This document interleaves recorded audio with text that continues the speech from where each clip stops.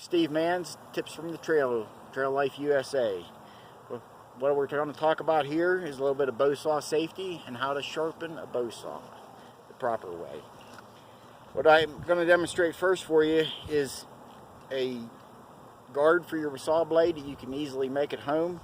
This one's made out of just a piece of tubing. You can use your old garden hose. I have one that's about 30 years old, still using it. You cut a slit down your garden hose or your tubing.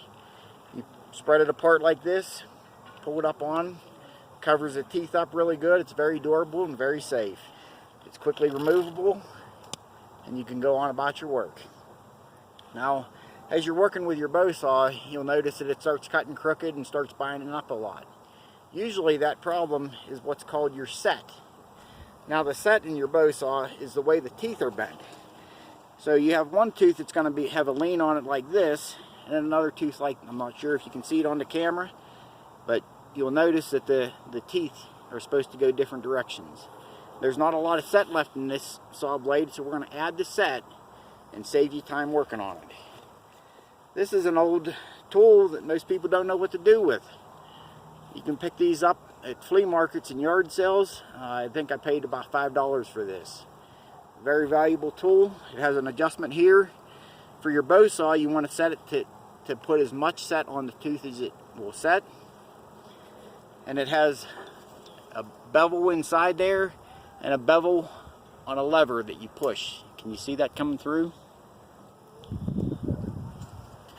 So what you do is you line up your bow saw.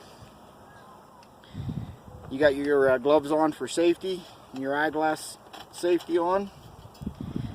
And you'll see that these teeth have been ground on one side. The side that's ground, you want to push it away from the grind. Let me show you first. This tooth here is a rake tooth. What it's to do is to clean the sawdust out of the kerf while you're cutting to reduce friction. It does not need sharpened. And what you do is you put down on here, you line up the pin with the tooth, and you push it over. So that tooth goes to my left.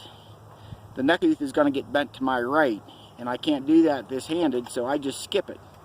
I go to the next tooth that goes to the left, and I bend it over to the left with a quick squeeze of the hand. I'll turn the saw over because I don't work very well with the other hand. Now I bend all these teeth to the same direction, and I can work a lot faster, keeping your saw moving. Remember, as soon as your saw starts to bind, look to see what the problem is. If it's the kerf, reset the kerf. My next video will be sharpening the saw with a hammer and a nail.